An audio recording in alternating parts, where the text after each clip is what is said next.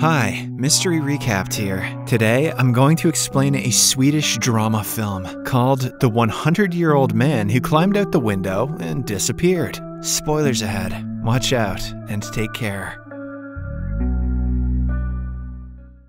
The protagonist of the movie is a 99-year-old man named Allan Karlsson. He lives in a remote Swedish village with his pet cat, and the two appear to be very close. Unfortunately, one day, the cat sneaks outside into the snow, where it is attacked and killed by a wolf. Allan is devastated that the only friend in his life is gone, so he starts plotting revenge. He installs some dynamite out in the snow and then baits the fox with some sausages. When the poor animal comes near, it is blown to pieces. This makes the old man happy for a while, but later he is punished for his shenanigans. Allan is transferred to a retirement home where he will have to live the rest of his life. Weeks pass, but Allan doesn't get used to the place. He longs to go outside and feel the fresh air again, to wire up some explosives and evaporate wild animals. But the authorities don't allow him to. Fed up, Allan escapes the retirement home through a window right on his 100th birthday. He doesn't have any relatives to contact or a plan to execute, but he is happy to finally be outside. After wandering the streets for a while, he arrives at a bus station. He then brings out some coins and asks the receptionist to provide him tickets for the next bus. Unfortunately, the money is not enough, so the receptionist suggests he go to a nearby town called Byringe. He explains that it is a desolate place with only one inhabitant in it, but Allan, who is fed up with the retirement home, immediately buys the ticket. Just then, a grumpy-looking gang member named Bolton arrives there, dragging a large suitcase with him. He goes straight inside the bathroom, but the suitcase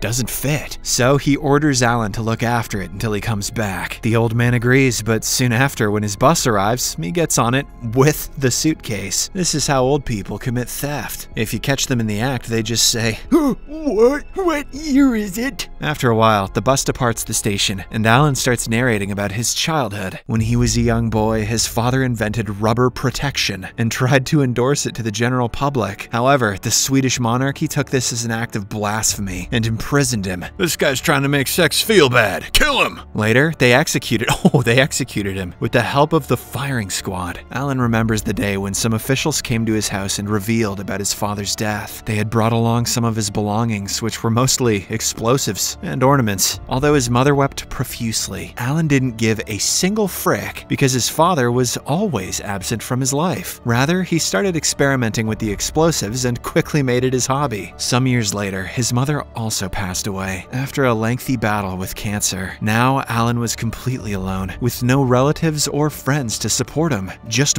bombs. However, he still didn't care. Allan continued his hobby of blowing things up and gradually got better at it. Ironic that his father's life's mission was to stop anything from blowing. In the present, he arrives at Byringe, which is a small town in the middle of nowhere. When the station manager Julius sees Allan wandering around with a large suitcase, he inquires if everything is fine. The latter explains that he just wants to explore the world as much as he can before passing away. Hearing this, Julius invites him to his house and offers him some food. At this point, the officials at the retirement home have also found out about Allan's disappearance, and a medium-scale search operation led by Detective Aronson has been put in place. Elsewhere, we see that Bolton has beaten up the receptionist, and the two are currently on their way to Byringe. The angry gang member is adamant on retrieving his suitcase, indicating that something very valuable is kept inside it. After a while, he makes it to Byringe and immediately heads inside the only house present there. Bolton finds Julius in the kitchen and starts assaulting him to get information on his suitcase. Fortunately, Allan arrives from behind and knocks him out with a strike to his head. The two oldies then drag his body and lock him inside a freezing unit. In the next scene, Allan and Julius decide to open the suitcase to see what's actually inside it. To their shock, it is loads and loads of cash. Despite their old age, the two are blinded by the money and decide to keep it for themselves. That night, they celebrate their success over drinks. Unfortunately, the next morning, they realize that Bolton is still locked up in the freezer. Julius rushes to check on him, but when he opens the door, the gang member is already dead. This upsets the oldies, as an innocent man passed away due to their negligence. However, for Allan, this is not the first time he has killed someone. Decades back, when he was still a teenager, he accidentally blew up a merchant while testing his new explosives. As a result, he was confined to a mental asylum, where he had to live for 30 years. Moreover, before Allan was released, he was neutered. As the officials believed his offspring would also be a menace to society, Allan wandered around the city until he found a job at a cannon factory. If I can't shoot loads, I may as well shoot balls. There, he met a Spanish revolutionist named Esteban and started learning about politics. As the days passed, they became good friends, and Esteban eventually convinced Allan to join the fight against the dictatorship in Spain. The two traveled to Madrid, where they planned to kill General Franco. However, on the very first day, Esteban got killed because of his talkative nature. This didn't intimidate Allan though, and he continued doing what he did best, blowing things up. He became a very important part of the revolution and helped his group win several battles. But one day, while he was trying to set off some explosives, he suddenly quit and decided to return to Sweden. On his way back, he stopped a car to ask for a lift, and at the same time, a large explosion took place nearby. To his surprise, the person in the car was none other than General Franco. He regarded Allan a hero for saving his life. So, to return the favor, General Franco held a luxurious party in Allan's honor and even gifted him with an extremely rare pistol. Unlike you, this doesn't fire blanks.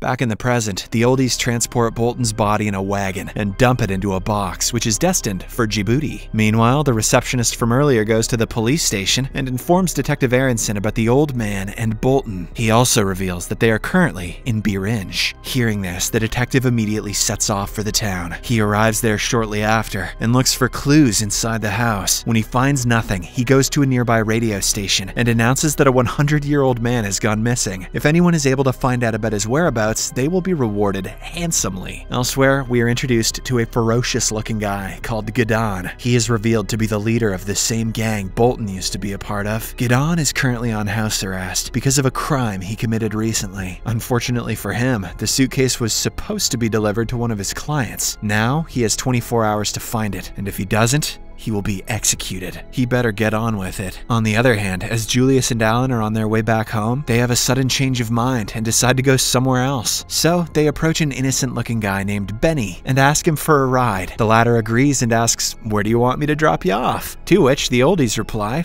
"Wherever you're going."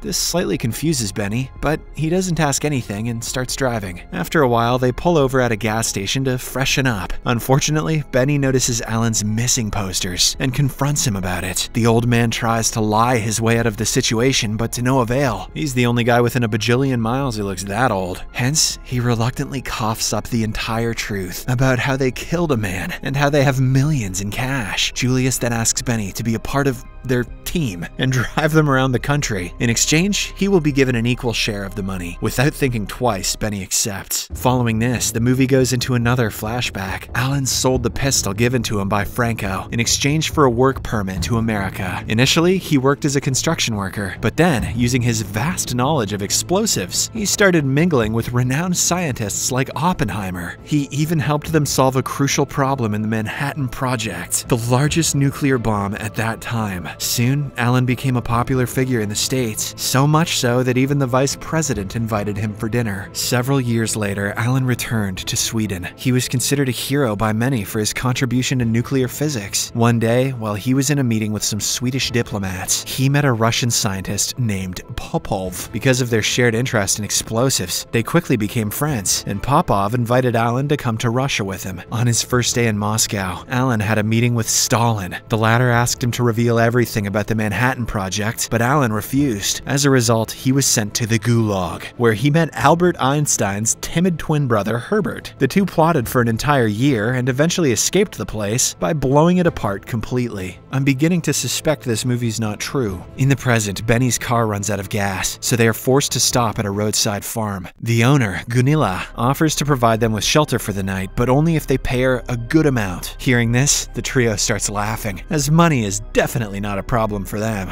After a while, Gunilla introduces them to her pet elephant, which lives in a nearby shed. Days pass, and the three continue living in the house. Gunilla also doesn't order them to leave, because she has finally found some good friends. Unfortunately, one day, a gang member finds their location after spotting Allan nearby. He slowly approaches the residence with a gun in hand, and when everyone is distracted, he grabs Allan from behind. The gang member then threatens the others to bring out his suitcase if they don't want to see the old man dead. dead. Reluctantly, Benny heads inside and retrieves the bag. But just as the gang member is about to flee, Gunilla arrives with a weapon of her own. This scares the gang member, and in a state of panic, he slips and falls right under the large elephant. Unfortunately, the poor animal becomes terrified and sits on top of the gang member, killing him instantly. Dumbo just delivered that bum, ho. After the incident, the men finally come clean about the money and offer an equal share to Gunilla as well. In exchange, she will have to help them dispose of the body. Elsewhere, Gidon has become restless because 2 of his gang members are not responding to his calls. So, with pressure mounting, he decides to break his ankle device and head out to look for the suitcase himself. Once again, the movie goes into a flashback. Allan became an agent for the CIA. Soon he was approached by the Soviet secret intelligence group, the KGB. As both the parties offered him good compensation, Allan became a double agent. His daily routine consisted of leaking the American secret information to the Soviets, and vice versa. However, despite years of being a snitch, he was never caught. Back in the present, the group disposes of the gang member's body and decides to leave the residence as it is not safe anymore. So, Gunilla brings out her truck, which has enough room to adjust the elephant as well. They soon hit the road and proceed to another city, but on the way, Gidon finds them. He stops his car in front of them and attempts to shoot the driver, but this only results in a horrible crash. In the aftermath, Gidon is left seriously injured, so the group tends to his injuries and takes him in the truck. They then resume their journey and head to a nearby airstrip. It turns out that Allan has arranged a getaway airplane for them using one of his past contacts. A few hours later, Gidon finally awakens, but he has no recollection of who he is or how he got there. So he remains calm and decides to continue traveling with the guys. That evening, they finally arrive at their destination, where they are picked up by Allan's contact. Even the elephant is adjusted inside the airplane, and soon they take off, hoping for a better life. In the final scene, the group arrives in Bali. It turns out that this was Allan's plan all along. Ever since he laid hands on the suitcase, he wanted to spend the rest of his days in the sunny skies of Bali. Benny and Gunilla get engaged, while Gidon leaves his criminal past behind and starts living a good life. As for the elephant, it can now finally roam around the lush forests and golden beaches without being bothered by anyone.